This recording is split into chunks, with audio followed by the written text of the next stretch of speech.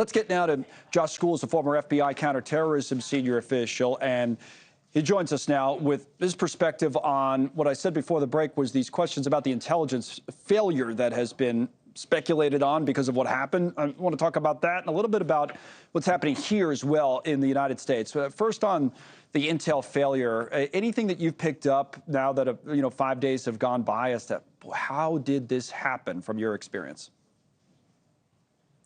So I think the further you get away from a major terrorist attack, you become complacent. Here in the United States, there were a host of tools employed post 9/11 to include 702 that are under scrutiny right now for reauthorization.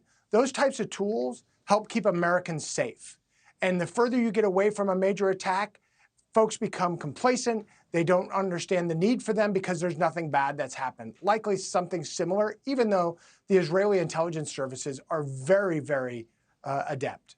Right, and that was what surprised people the most. I mean, we've heard for years, and you would know this better, about how the Israeli intelligence services, the Mossad and the other services are so in sync with us in the United States that the United States relies on Israel for so much of its intelligence coming out of that region for, attacks that might be planned, things of that nature. Because of this, are you worried for America's national security? Does it raise those types of concerns?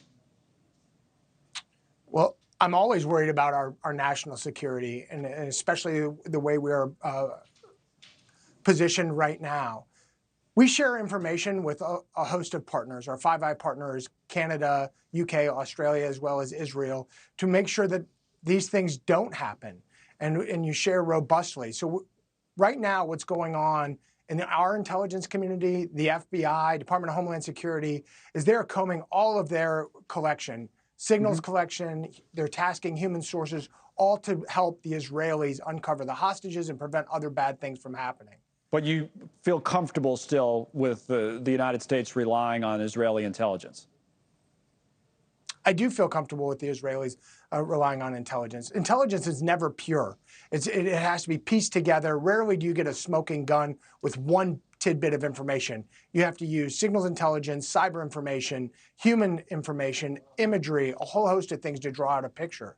Undoubtedly, this was missed. But I do not worry about receiving information from the Israelis. Now, it looks like you're in Washington, D.C., I'm here in New York. There have been a number of reports, about U.S. cities, our cities, others, that are beefing up security. We've heard mayors of cities talk about this at local Jewish synagogues and other areas that they might be concerned about. How real is that threat right now, again, from your own experience in situations like this? Well, I think that threat is real. You've seen increased rhetoric online against the Jewish community, and we've seen attacks in other minority communities as well as the Jewish community. You have a heightened threat with the terrorism aspects of this. You have Hezbollah, which was responsible for more deaths pre-9/11. You have potentially Iranian involvement, if not explicitly, tacitly. So the threat here is real. In addition to that, you have a mental health problem ongoing where people would look to just conduct attacks to do that. So I think the beefing of security should happen.